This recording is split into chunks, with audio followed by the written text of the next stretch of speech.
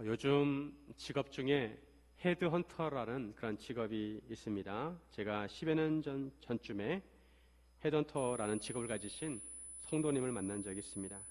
예전에는 평생 직장이란 말이 있었습니다. 직장을 한번 들어가면 평생 그 직장을 다니다가 은퇴하는 것으로 생각을 했습니다. 하지만 최근에는 이직을 많이 합니다. 좀 더 좋은 조건을 찾아서 이직을 합니다. 대우를 잘 해주거나 복지가 좋은 회사를 찾아서 일반적으로 2번이나 3번 정도 이직을 한다고 합니다. 직장생활은 우리 인생과 밀접한 연관이 있습니다. 직장생활이 인생의 성패를 결정하는 것으로 생각을 합니다. 인생 살아갈 때 우리는 소유에 대한 관심이 많습니다. 우리가 무엇을 가지고 있고 통장의 잔고가 얼마인지 관심이 많습니다. 그리고 서로 비교하는 것에 익숙합니다. 친구와 비교하기도 하고 다른 직장과 비교하기도 합니다. 만약에 내가 좀 더 나은 조건이면 어깨가 올라가고 또 내가 더 안 좋은 조건이라면 속상해합니다. 사람들은 다른 사람들보다 많이 가지면 성공한 인생이라고 생각하고 덜 가지면 실패한 인생이라고 생각합니다. 하지만 하나님의 계산법은 다릅니다. 우리의 인생은 결국 인간의 계산법이 아니라 하나님의 계산법으로 평가될 것입니다. 그러므로 우리는 하나님의 계산법을 알아야 합니다. 하나님께서 무엇을 중요하게 생각하시는지, 하나님께서 어떻게 셈을 하시는지 알아야 합니다. 이런 의미에서 우리가 하나님께서 원하시는 삶을 살려면 어떻게 하는지 함께 나누기를 원합니다. 첫째, 하나님의 부르심에 근본적인 감사를 해야 합니다. 우리는 하나님의 부르심 그 자체에 감사해야 합니다. 하나님의 부르심을 받은 것과 받지 못한 것은 큰 차이가 있습니다. 우리는 하나님께서 불러주신 그 자체를 감사해야 합니다.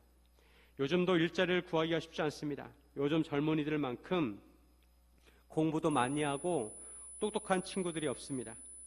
그런데 요즘 청년들이 직장을 구하기가 만만치 않습니다.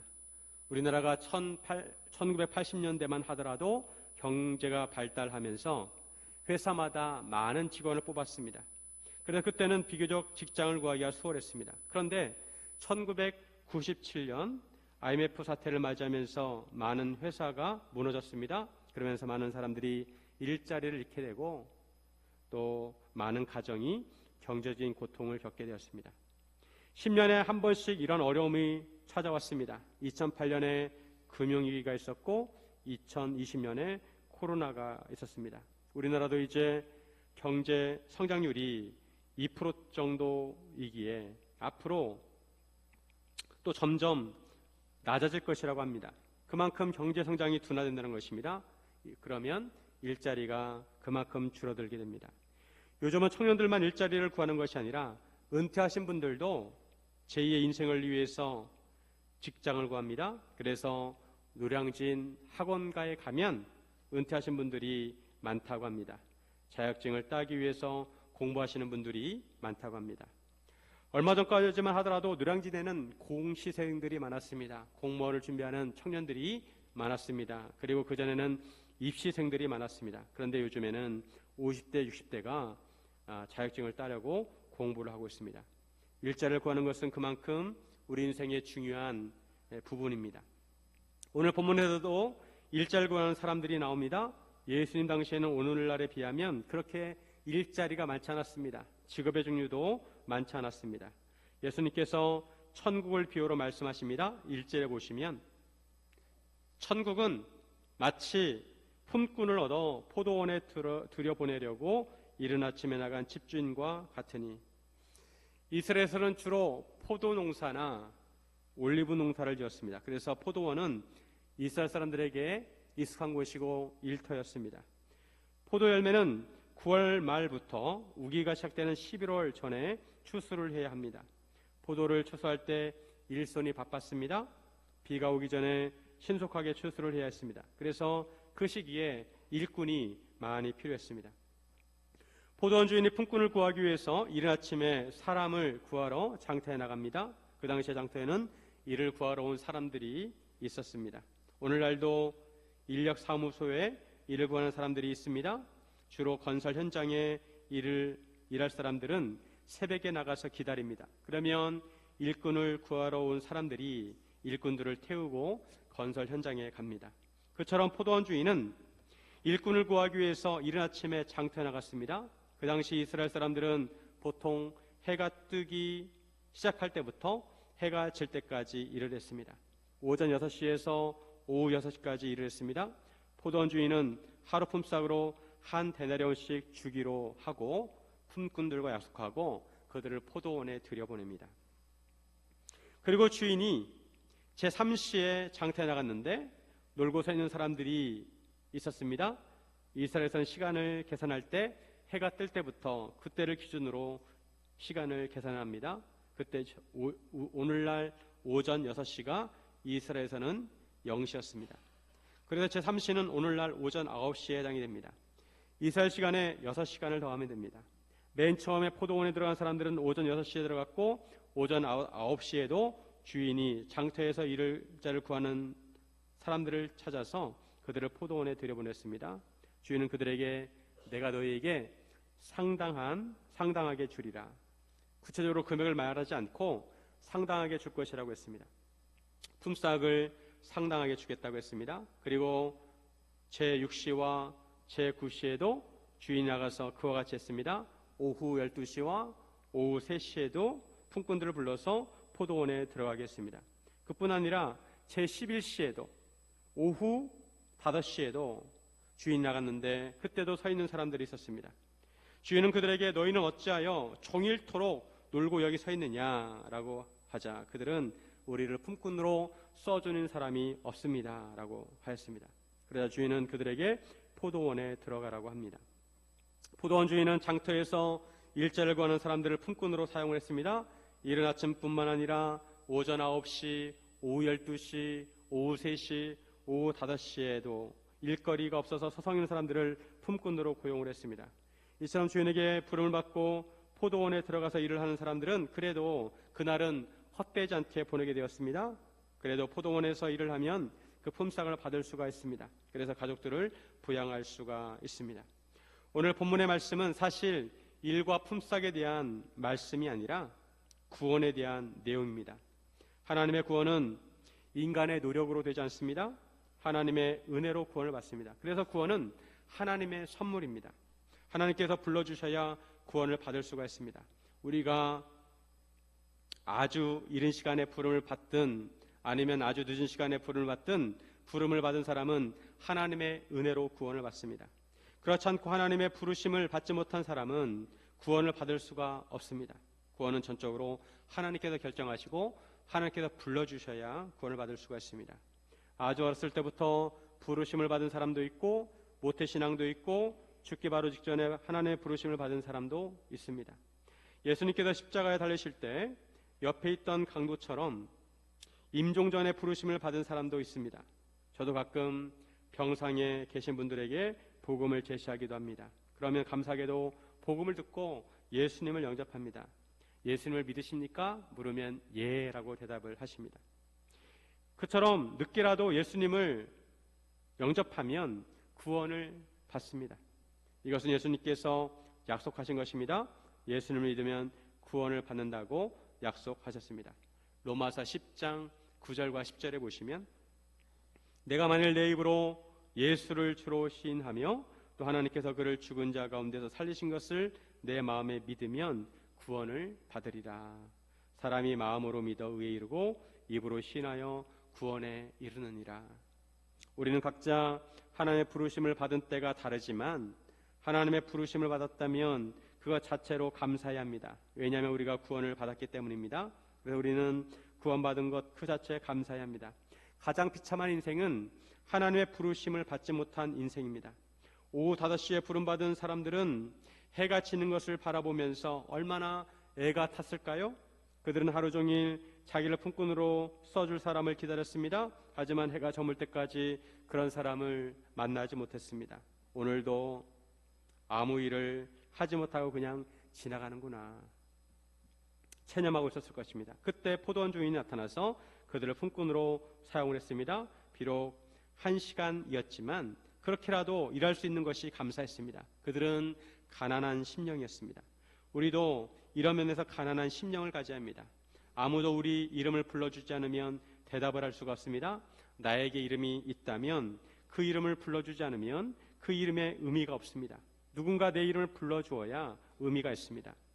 요즘 결혼 문제가 심각한데 아무리 예쁘고 멋있어도 자기를 사랑해주고 함께하고 싶은 사람을 만나야 결혼을 할 수가 있습니다.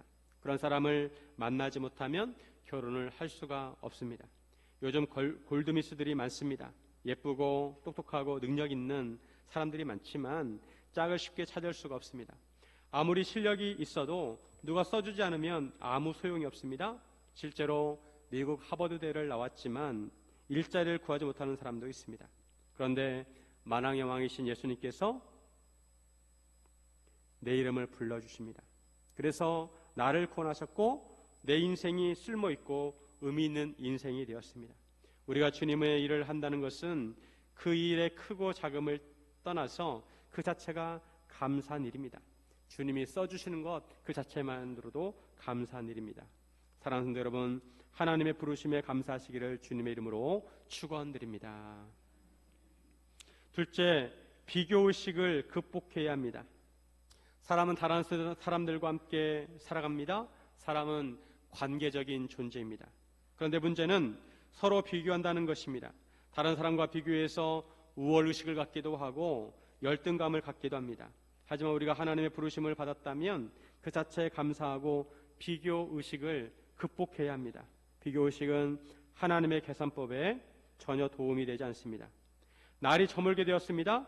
포도원 주인이 청지기에게 말하기를 품꾼을 불러서 나중 온 자로부터 시작해서 먼저 온 자까지 품삯을 주라고 하였습니다. 가장 나중에 온 품꾼은 제11시 즉 오후 5시에 온 사람입니다. 그는 1시간만 일했습니다. 청지기는 그들에게 한 데나리온씩 주었습니다. 그러자 먼저 온 자들이 자기들은 그보다 더 받을 줄 알고 기대했습니다. 그런데 그들도 한 데나리온을 받았습니다. 봉투를 계속 흔들어도 한 데나리온밖에 없었습니다. 그러자 그들이 주인을 원망합니다. 12절에 보면 나중 온 이 사람들은 1시간밖에 일하지 아니하였거늘 그들을 종일 수고하며 더위를 견딘 우리와 같게 하였나이다. 사람들은 품삯에 관심이 많습니다. 시급에 관심이 많습니다. 아르바이트를 할 때 시급을 물어봅니다. 1시간 일하면 얼마 줄 것인지 물어봅니다. 자기가 일한 만큼 받기를 원합니다. 많이 일한 사람들은 많이 받고 적게 일한 사람은 적게 받는 것이 합리적이라고 생각합니다. 그런데 오후 5시에 와서 1시간 동안 일한 사람도 한 데나리온을 받고 오전 6시에 와서 하루 종일 12시간 동안 일한 사람도 한 데나리온을 받았습니다. 인간적으로 생각할 때 이것은 불공평한 처사라는 것입니다. 어떻게 1시간 일한 사람과 12시간 일한 사람을 똑같은 품삯을 줄 수가 있을까요?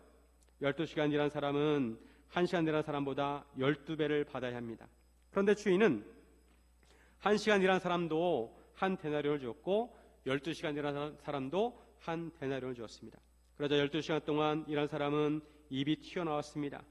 그 사람들은 1시간밖에 일하지 않았다는 것입니다. 그에 비해서 자기들은 하루 종일 수고했고 뜨거운 한낮에도 더위를 견뎠다는 것입니다. 그래서 똑같은 품삯을 주는 것은 부당하다고 주장을 한 것입니다. 하지만 포도원 주인 입장에서 보면 잘못한 것이 없습니다. 처음에 계약을 맺을 때 이른 아침에 품꾼들을 부를 때 그들에게 하루에 한 데나리온씩 주기로 약속을 했습니다. 그들은 그 약속대로 한 데나리온을 받았습니다. 그리고 그 다음에 품꾼들을 구하러 나갔을 때는 주인이 그들에게 상당히 주겠다고 했습니다. 구체적인 액수를 밝히지 않고 상당하게 주겠다, 합당하게 품삯을 주겠다고 했습니다. 이런 계약에 의하면 포도원 주인 입장에서는 전혀 문제가 될 것이 없습니다. 하루 12시간 일한 사람에게 약속대로 한 데나리온을 주었고 그리고 그 이후의 사람들에게도 한 데나리온을 주었습니다. 그런데 일찍 온 품꾼들은 이것이 불합리하고 부당하다고 생각해서 원망을 합니다. 오후 5시에 와서 1시간 동안 일하고 한 데나리온을 받은 사람은 불평한 것이 아니라 그는 오히려 감사했을 것입니다. 그들은 하루를 공칠 뻔했지만 그래도 막판에 감사하게 조금이라도 일할 수 있었습니다. 그리고 하루 품삯을 받았습니다. 이것을 보면 어떤 관점에서 보냐에 따라서 다르게 생각할 수가 있습니다. 포도원 주인은 노동계약을 기준으로 삼았습니다. 그리고 노동자들은 자기가 일한 노동 시간을 기준으로 삼았습니다. 포도원 주인의 관점은 근본적인 기준이라고 할 수가 있습니다. 포도원 주인이 만약 품꾼을 고용하지 않았다면 그들은 일을 할 수가 없었을 것이고 품삯을 아예 받지 못했을 것입니다. 하지만 불평하는 품꾼들의 입장에서 볼 때 자기들이 포도원에서 일을 하게 된 것은 일단 접어두고 그들에게 중요한 것은 노동시간이고 그에 대한 합리적인 품삯이었습니다. 비록 계약상으로 한 데나리온을 받는 것이 맞지만 1시간 일한 사람이 한 데나리온을 받았을 경우 계약상 한 데나리온이라 하였어도 다시 임금 협상을 해야 한다고 생각했습니다. 그래서 주인을 원망했습니다. 올림픽에 출전한 사람들은 메달을 놓고 경쟁을 합니다. 1등은 금메달, 2등은 은메달, 3등은 금메달을 받습니다. 동메달을 받습니다. 관람자 입장에서 보면 금운동 순서대로 잘한 것이고 그렇게 메달을 받는 것이 합리적이라고 생각합니다. 하지만 막상 메달을 받는 입장에서 그 만족도는 차이가 있습니다. 물론 금메달을 딴 사람은 가장 행복해하고 만족해할 것입니다. 하지만 그 다음에 만족해하는 사람은 은메달을 딴 사람이 아니라 동메달을 딴 사람입니다. 은메달을 딴 사람은 오히려 행복해하기보다 안타까워합니다. 내가 조금만 더 잘했으면 금메달을 딸 수 있었을 텐데 라고 하면서 만족해하기보다 안타까운 마음을 갖습니다. 반면에 동메달을 딴 사람은 빈손으로 돌아갈 것이 뻔했는데 그래도 동메달이라도 따서 다행이라고 생각하면서 행복해합니다. 만족도로 보면 금메달, 동메달, 은메달 순입니다. 그래서 함께 사진을 찍으면 금메달과 동메달은 활짝 웃지만 은메달은 억지 웃음을 짓습니다. 만약 은메달을 딴 선수가 그래도 메달을 딴 것에 감사하고 그 자체의 의미를 둔다면 비록 금메달을 따지 못했어도 감사할 것입니다. 우리 인생도 어디에 기준을 두느냐에 따라서 만족도와 행복 지수가 달라집니다. 이 지구에 나 혼자만 살아간다면 그래도 행복하게 살 수 있을 것입니다. 하나님께서 나에게 생명을 주시고 내가 살아가는 데 필요한 모든 것을 제공해 주신 것에 감사할 것입니다. 그런데 내가 아니라 또 한 사람이 있다면, 두 사람이 된다면 이런 행복감이 사라질 수 있습니다. 혼자 있을 때는 감사하게 생각하는 것이 오히려 원망으로 바뀔 수가 있습니다. 아담과 하와가 첫 번째 낳은 아들이 가인이고 두 번째 낳은 아들이 아벨입니다. 그런데 하나님께서 아벨의 제사는 받으셨지만 가인의 제사는 받지 않으셨습니다. 이로 인해 가인이 아벨을 시기해서 동생을 돌로 쳐 죽이게 됩니다. 인간의 첫 번째 살인사건이 일어나게 되었습니다. 만약 가인 혼자만 있었다면 비록 하나님께서 그의 제사를 받지 않는다 하셔도 그렇게 분노하지는 않았을 것입니다. 자신의 문제를 하나님과의 관계에서 생각했을 것입니다. 그런데 문제는 아벨이 있었다는 것입니다. 하나님께서 가인의 제사는 받지 않으시고 아벨의 제사는 받으셨습니다. 이로 인해 가인은 하나님에 대한 원망도 있었겠지만 아벨을 시기하고 미워했습니다. 가인은 자기와 아벨을 비교했습니다. 이런 비교의식을 통해 원망과 시기하는 마음이 생겨서 아벨을 죽였습니다. 오늘 본문에서 오전 6시에 온 품꾼은 주인을 원망하는 동시에 오후 5시에 온 품꾼들도 미워하고 시기했을 것입니다. 만약 다른 품꾼들이 없고 원래대로 한 데나리온을 받았다면 원망하지 않았을 것입니다. 아니면 오후 5시에 온 품꾼들이 한 데나리온이 아니라 12분의 1만 받았거나 아니면 그가 한 데나리온을 받았다는 것을 몰랐다면 원망하지 않았을 것입니다. 먼저 온 품꾼이 원망한 것은 오후 5시에 온 품꾼의 영향이 큽니다. 그와 비교가 되자 원망을 하게 되었습니다. 이처럼 사람들은 서로 비교해서 그래도 자기가 나으면 불평불만을 하지 않지만 자기보다 다른 사람이 뛰어나거나 더 좋은 대우를 받으면 미움과 시기하게 됩니다. 예수님의 제자들도 그랬습니다. 예수님께서 십자가를 향해 가시는데도 제자들은 서로 누가 크냐를 가지고 다투었습니다. 예수님께서 부활하시고 나서 예수를 3번 부인한 베드로를 찾아가셨습니다. 베드로는 갈릴리 호수에서 고기를 잡고 있었습니다. 예수님께서 베드로에게 네가 나를 사랑하느냐 3번 물으시면서 베드로의 마음을 만져주시고 회복시켜 주셨습니다. 그러시면서 내 양을 치라고 베드로에게 사명을 주셨습니다. 그리고 내가 젊어서는 스스로 띠뛰고 원하는 곳으로 다니지만 내가 늙어서는 내 팔을 벌리리니 남이 내게 띠를 띄우고 원하지 않는 곳으로 데려갈 것이라고 하셨습니다.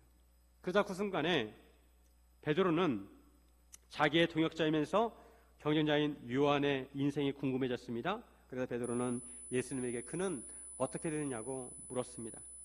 그때 예수님께서 이렇게 말씀하셨습니다. 요한복음 21장 22절에 예수께서 이르시되 내가 올 때까지 그를 머물게 하고자 할지라도 내게 무슨 상관이냐, 너는 나를 따르라 하시더라. 예수님께서 다른 사람이 어떻게 되든 상관하지 말라고 하십니다. 내가 무슨 상관이냐, 너는 나를 따르라. 다른 사람은 신경 쓰지 말고 너는 너에게 주어진 일을 하고 나를 따르라는 것입니다. 이것은 인생의 절대성을 말씀하신 것입니다. 우리 인생은 주님과 관계에서 평가받게 됩니다. 다른 사람과의 비교가 평가 기준이 아닙니다. 인간은 상대적인 존재가 아닙니다. 우리 인생을 절대적인 관점에서 생각해야 합니다. 왜냐하면 우리의 생명을 하나님께서 주셨기 때문입니다. 우리가 태어난 시각도 다 다르고 또 우리가 하나님의 부르심을 받을 때도 다 다를 것입니다. 우리 인생의 삶과 죽음은 하나님께서 결정하십니다. 그러기에 우리 인생을 절대적인 관점에서 생각해야 합니다. 그럼에도 사람들은 다른 사람들과 어울려 살기에 상대적으로 생각하는 경향이 있습니다. 다른 사람과 비교해서 우월감을 갖든지 아니면 열등감을 갖습니다. 작년에 서울대 학생들을 대상으로 설문조사를 했는데 46.5%가 우울감이 있다고 합니다. 서울대는 우리나라 최고의 대학입니다. 그런 대학에 들어가면 기쁘고 자랑스러울 것 같은데 오히려 열등감을 갖는다는 것입니다. 자기들끼리 비교해서 열등감을 갖는다는 것입니다. 우리가 우리 인생을 생각할 때 다른 사람과 비교하지 말고 근본적으로 생각해야 합니다. 하나님께서 우리에게 생명을 주신 것 자체에 감사해야 합니다. 그리고 가난한 심령을 가지고 하나님께서 나에게 주신 것에 감사해야 합니다. 하와처럼 뱀의 유혹을 받아서 하나님과 같이 되고자 하는 마음을 가져서는 안 됩니다. 그런 마음을 갖는 순간 선악과가 먹음직도 하고 보암직도 하고 지혜롭게 할 만큼 탐스럽게 보입니다. 우리가 세상을 보거나 다른 사람을 바라볼 때 하나님과 같이 되고자 하는 마음으로 보아서는 안 됩니다. 그런 마음을 가질 때 비교의식이 생기고 안목의 정욕과 육신의 정욕과 이생의 자랑이 싹트게 됩니다. 그래서 우리는 이런 마음과 비교의식을 극복해야 합니다. 그래서 우리의 씨름의 대상은 혈과 육이 아니라 하늘에 있는 악한 영들입니다. 사탄은 우리를 자극합니다. 하나님께서 이미 우리 존재 자체로 존귀한 하나님의 자녀가 되게 하시고 하나님의 독생자 예수님을 보내주실 정도로 우리를 사랑하시는, 우리는 의미 있는 존재입니다. 우리는 우리 존재 자체로 의미 있고 하나님의 은혜로 구원받은 존재입니다. 사람들은 더 가지기를 원합니다. 하지만 더 가지는 것은 존재 다음의 문제입니다. 존재 자체를 감사해야 합니다. 숨 쉴 수 있는 것에 감사하고 걸을 수 있는 것에 감사해야 합니다. 어떤 사람은 평생 인공 호흡기를 달고 사는 사람도 있습니다. 어떤 사람은 스스로 걷는 것이 평생 소원인 사람도 있습니다. 하지만 우리는 하나님께 주신 것들이 많이 있습니다. 사랑하는 성도 여러분, 비교의식을 극복하시기를 주님의 이름으로 축원드립니다. 셋째, 하나님의 계산법으로 생각해야 합니다. 우리는 우리의 계산법이나 세상의 계산법이 아니라 하나님의 계산법으로 생각해야 합니다. 하나님께서 우리 인생을 평가하실 때 하나님의 계산법으로 생각하실 것입니다. 먼저 온 품꾼들이 주인을 원망하자 주인이 이렇게 말했습니다. 13절에 같이 한번 읽겠습니다. 주인이 그 종의 한 사람에게 대답하여 이르되 친구여, 내가 네게 잘못한 것이 없노라. 내가 나와 한 데나리온의 약속을 하지 아니하였느냐. 주인은 그에게 잘못한 것이 없다고 합니다. 원래 한 데나리온의 약속을 하였다고 합니다. 그러면서 주인은 내 것이나 가지고 가라고 합니다. 나중 온 이 사람에게 너와 같이 주는 것이 내 뜻이라고 합니다. 주인이 주인의 것을 가지고 주인의 뜻대로 할 수 있다는 것입니다. 오히려 이것은 주인의 선한 뜻이라고 합니다. 그런데 이에 대해서 불평불만을 하고 주인을 원망하는 것은 악하게 보는 것이라고 합니다. 원문에 보면 악하게 본다. 이것은 악한 눈으로 본다. 이 악한 눈에는 질투라는 의미가 담겨져 있습니다. 주인이 늦게 온 품꾼에게도 한 데나리온을 주는 것은 주인의 선한 뜻이고 선한 의도입니다. 먼저 온 품꾼의 가족들이 먹고 살아야 하는 것처럼 나중에 온 품꾼의 가족들도 먹고 살아야 합니다. 그래서 나중에 온 품꾼들에게도 생활에 필요한 한 데나리온을 주었습니다. 그 당시에는 경제 상황이 녹록치 않아서 품삯을 줄 때 그날 주어야 합니다. 그래야 그것을 가지고 먹을 양식을 살 수가 있습니다. 이런 관점에서 보면 주인은 선을 행한 것입니다. 오늘 본문에서 품삯이 단지 이런 대가를 의미하는 것이 아니라 구원을 의미한다면 구원은 우리 누구에게나 필요합니다. 구원은 남녀노소를 떠나서 모두에게 필요하고 능력과 일한 시간을 떠나서 누구에게나 필요합니다. 이런 측면에서 하나님께서 부르시는 누구에게나 구원을 주시는 것은 하나님의 선하신 뜻입니다. 구원은 하나님의 선물입니다. 인간의 노력으로 받는 것이 아닙니다. 주인이 한 데나리온을 주는 것은 노동시간을 떠나서 그에게 필요하기 때문에 준 것입니다. 그러기에 1시간을 일한 사람이든 12시간을 일한 사람이든 한 데나리온은 즉 구원이 필요합니다. 그래서 하나님께서 부르신 품꾼들 모두에게 한 데나리온씩 주었습니다. 그들 모두에게 구원이 필요합니다. 예수님께서 사역하실 때도 이런 관점에서 사역을 하셨습니다.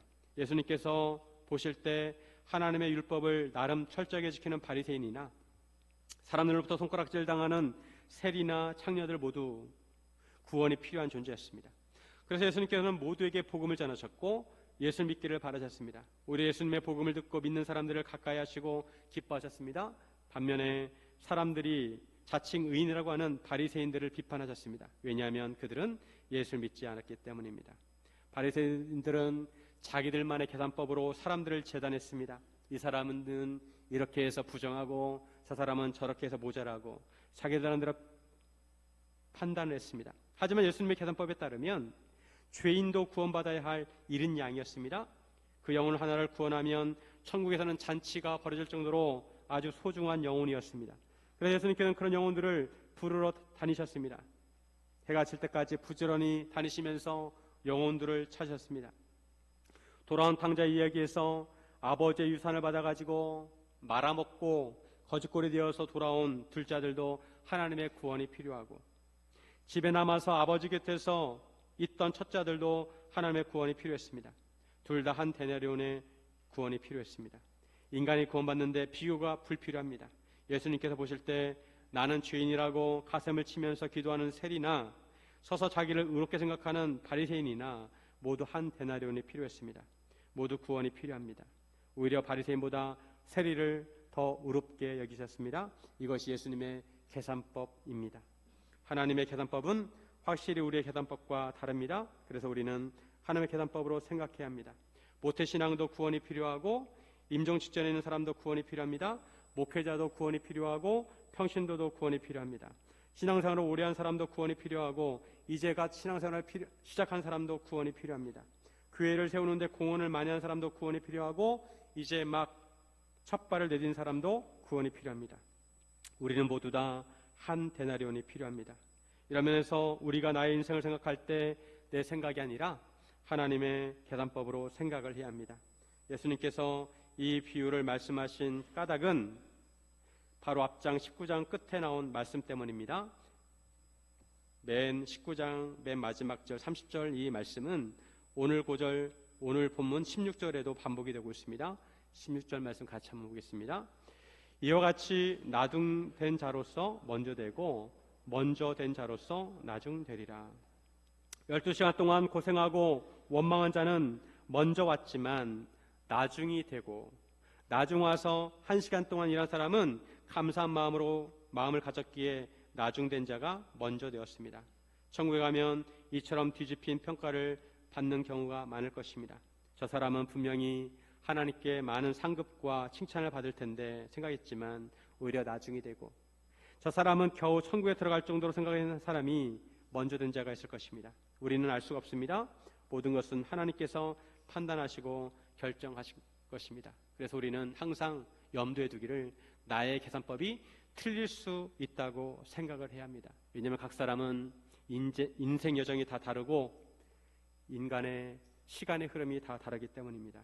이런 면에서 하나님께서는 남모르게 골방에서 기도하는 사람을 높이 평가하실 수도 있고, 헌금은 많이 하지 못하지만 자기가 할 수 있는 최선을 다해서 교회와 하나님 나라를 섬기는 사람을 높게 평가하실 수도 있습니다. 두랩돈을 헌금함에 넣은 과부를 예수님께서 다른 모든 사람보다 더 많이 넣었다고 하신 것처럼 인간의 기준이 아니라 하나님의 계산법으로 평가하실 것입니다. 그러므로 인간적인 계산법으로 자괴감을 갖거나 열등감을 갖거나 우월감을 가질 필요가 없습니다. 공평하신 하나님께서 평가하실 것입니다. 다만 하나님께서 우리에게 맡기신 것에 최선을 다해야 합니다. 존 옥스넴이라는 사람이 하나님의 글씨라는 시를 썼습니다. 근시 아닌 우리는 이야기에 그분의 쓴 글씨가 너무 크다. 우리는 끊어진 분놀림만 보고 시든 희망, 죽음, 생명, 끝나지 않은 전쟁, 쓸모없는 다툼, 이 모든 것의 신비를 헤아려 보려고 한다. 하지만 그곳에 가면 더 넓고 선명한 시야로 우리를 볼 것이다. 그분의 길이 옳았음을. 우리가 작은 글씨를 볼 때는 그 작은 글씨가 우리 눈에 보이기 때문에 우리가 그 글씨가 어떤 것인지 다 압니다. 하지만 너무 큰 글씨는 우리 시야에 벗어나기 때문에 무슨 글씨인지 잘 알 수가 없습니다. 이것이 우리 눈의 한계입니다. 남아메리카 대륙에 위치한 페루에 하늘에서만 볼 수 있는 그림들이 있습니다. 나스카 대평원에 그려진 고대 지상화입니다. 지금으로부터 약 2500년 전에 만들어진 유적지입니다. 사람들이 그곳을 지나다니면서 그 선이 무슨 선인지 알지 못했습니다. 큰 그림이라서 지상에서는 전체를 볼 수가 없습니다. 하지만 하늘에서 보면 그 그림들이 무슨 그림인지 알게 됩니다. 새 그림도 있고 짐승의 그림도 있고 어떤 도형도 있고 하늘에서는 다 그 그림을 보게 되는 것이죠. 지구도 우리 눈으로 보면 산도 있고 골짜기도 있고 울퉁불퉁하게 보입니다. 하지만 먼 우주에서 보면 지구는 표면이 매끄러운 구 모양입니다. 마찬가지로 우리 눈에 불공평하게 보일지라도 하나님의 계산법에 따르면 공평합니다. 우리는 이것을 신뢰해야 합니다. 하나님의 말씀대로 살면 원망할 일이 없습니다. 앞장인 19장에서 예수님께서는 어린아이들을 향해서 천국이 이들의 것이라고 하셨고, 또 부자 청년을 향해서는 부자는 천국에 들어가기가 낙타가 바늘기로 들어가는 것보다 어렵다고 하셨습니다. 이것이 하나님의 계산법입니다. 사랑하는 여러분, 하나님의 계산법으로 사시기를 주님의 이름으로 축원드립니다.